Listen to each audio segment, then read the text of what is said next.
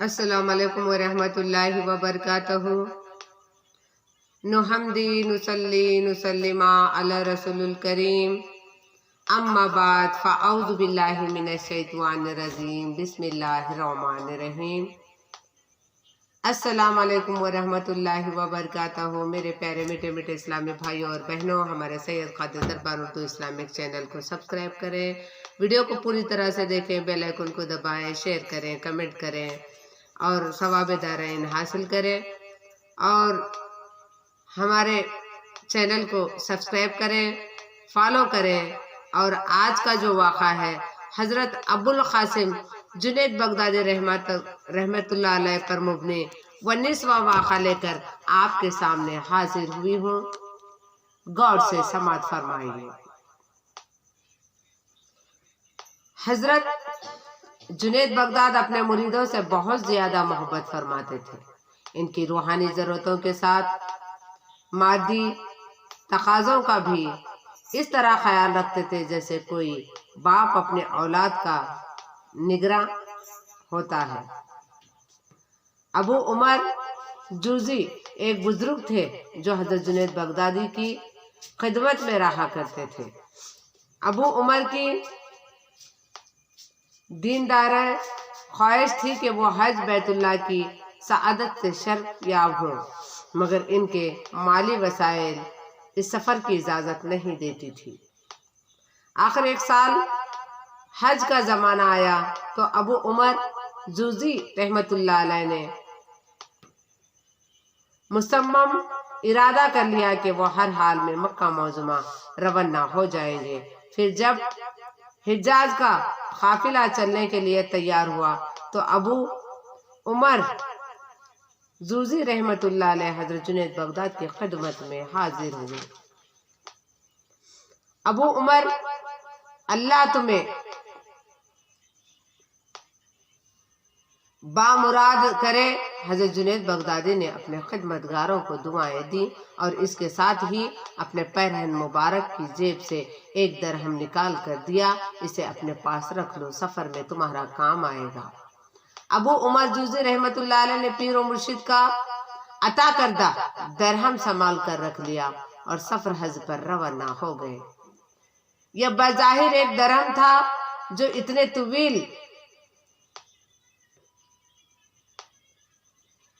तुवील अर्ज कोई हिम्मत नहीं रखता, मगर जानने वाले जानते थे कि एक सिक्का बड़े बड़े खजानों पर भारी था।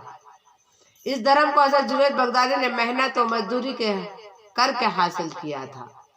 अबू उमर जूज़ी रहमतुल्लाह अलैह फरमाते थे कि इससे पहले भी मैंने छोटे बड़े कई सफ़र इख्तियार किए थे, मगर मक्का मौज़ूमा के सफ़र की कैफियत ही जुदागाना थी। जहाँ जाता था लोग मेहमान खुशी का दर्जा देते थे और मुझे अपने सर पर बिठाते थे। बड़ी अक़ीदत के साथ नजरिया तोहफा देते थे और इस कदर खातिर मदारत करते थे कि मैं हैरान रह जाता था। अलगरज मैं हज करके वापस आ गया और हजरत शेख का अता करदा दरहम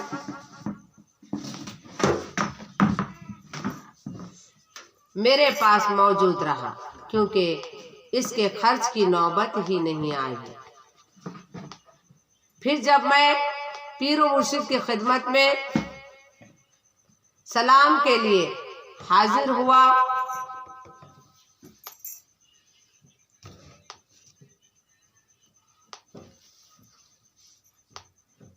लाओ मेरा दरहम मुझे वापस कर दो। अबू उमर जूज़ी इस दरहम की बरकत पर पहले ही हैरान हो रहे थे। पीर और मुर्शिद की ये क़ुव्वत कश्फ देखा तो उनकी हैरत में मजीद इजाफा हो गए। एक दिन हज़रत जुनैद बगदादी वाज फरमा रहे थे, इंसान के लिए तन्हा जहर है, इसे चाहिए कि वो खुलूद तनाही के बजाय जुलूद महफिल में रहे। एक मुरीद ने आपका ये कौल मुबारक सुना, मगर इसकी हकीकत को तस्लीम नहीं किया। दिल ही दिल में कहने लगा, पीर और मुर्शिद खुद तो तन्हा इख्तियार करते हैं और मुरीदों को मना करते हैं, आखिर इसके नफ्स ने इसे धोखा दिया। اور اپنے گھر میں خلود گزی ہو گیا۔ حضرت جنید بغدادی کے دوسرے خدمتگاروں نے اس کا سبب پوچھا تو وہ متکبر انداز میں بولا، میں کامل ہو گیا ہوں، اب میرے لیے خلود ہی بہتر ہے۔ کچھ دن بعد اس کی حالت متغیر ہو گئی۔ وہ ہر رات فرشتوں کو خواب میں دیکھتا اور فرشتے اس کے لیے اونٹ لاتے اور کہتے، اس پر سوار ہو جا، ہم تجھے بہشت میں لے جائیں گے۔ حضرت جنید بغداد کا مرید خوشی خوشی اونٹ پر سوار ہو جاتا اور فرشتے اسے ایسے مقامات پر لے جاتے جہاں ہر طرف دلکش سبز زر ہوتے اور صاف و شفاف پانی کی نہریں بہتی۔ پھر اسے ایک جگہ ٹھہرایا جاتا اور حسین و جمیل لوگ اس کی خدمت میں نفیس و لذت کھانے پیش کرتے۔ پھر وہ رات بھر جنت میں رہتا اور صبح کے وقت فرشتے اس کے گھر چھوڑ جاتے۔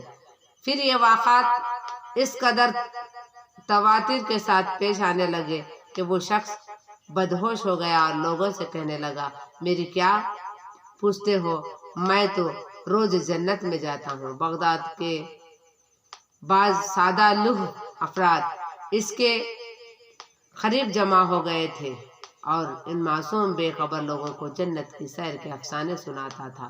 آخر یہ خبر حضرت جنید بغداد تک پہنچی، جسے سن کر آپ کے چہرہ مبارک پر اذیت و کرب کے آثار نمایاں ہو گئے۔ پھر آپ نے اپنے ایک خدمتگار سے فرمایا، اسے میرے پاس لے کر آؤ، اللہ اس کے حال پر رحم کرے۔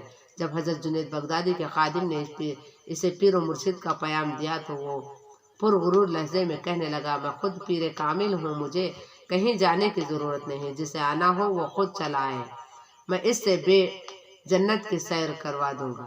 حضرت جنید بغدادی نے بڑے صبر و تحمل کے ساتھ اپنے مرید کا جواب سنا، پھر نہایت درمندانہ لہجے میں فرمایا، اگر وہ نہیں آتا تو ہم خود چلے جاتے۔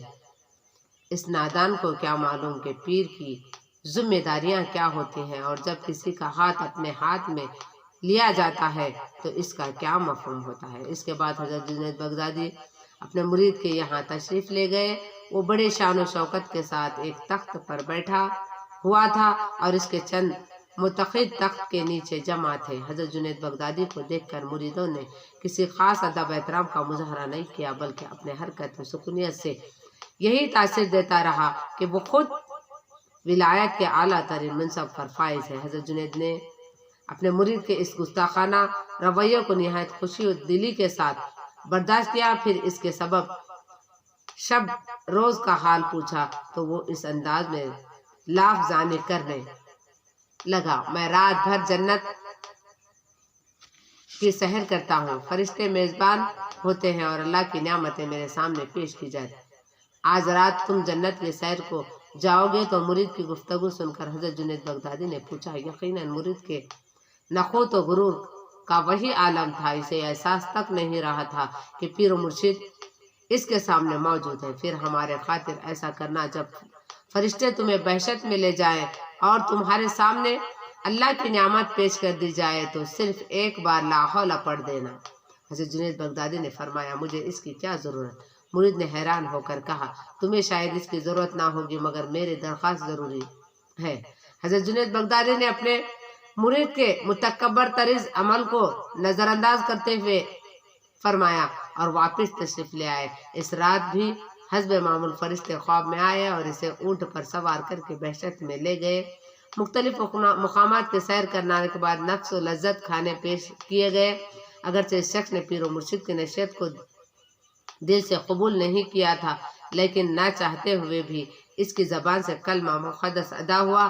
ابھی فضائیں لا حول ولا قوت کی گونج باقی تھی کہ تمام فرشتے چیختے ہوئے بھاگ گئے۔ اب وہ شخص اپنی جنت میں تنہا تھا اور اس کے سامنے بہشتی خانوں کے بجائے مردہ انسانوں کی ہڈیاں بکھری ہوئی تھی۔ یہ پرہول منظر دیکھ کر حضرت جنید بغدادی کے نافرمان مریدوں کی آنکھ کھل گئی۔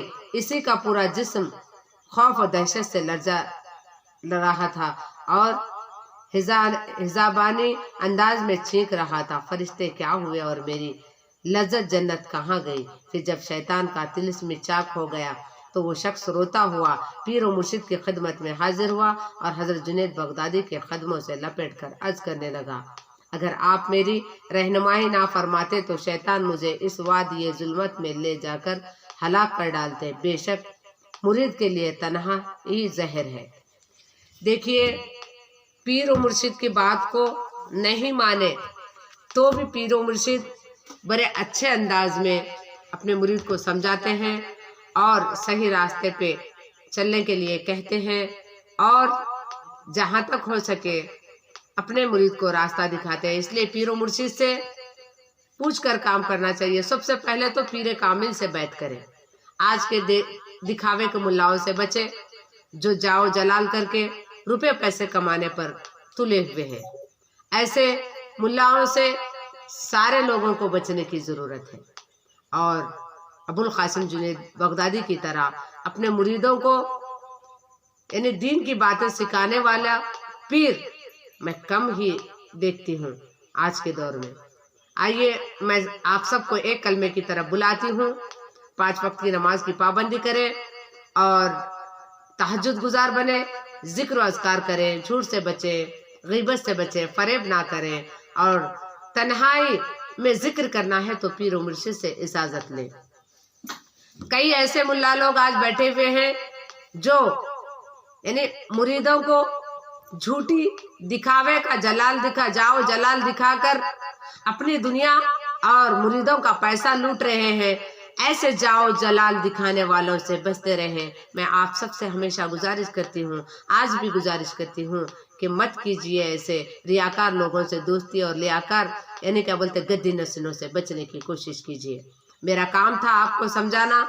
ہمارے چینل کو سبسکرائب کریں، فالو کریں، شیئر کریں، بیل آئیکن کو دبائیں، ویڈیو کو پوری طرح سے دیکھیں۔ السلام علیکم ورحمۃ اللہ وبرکاتہ۔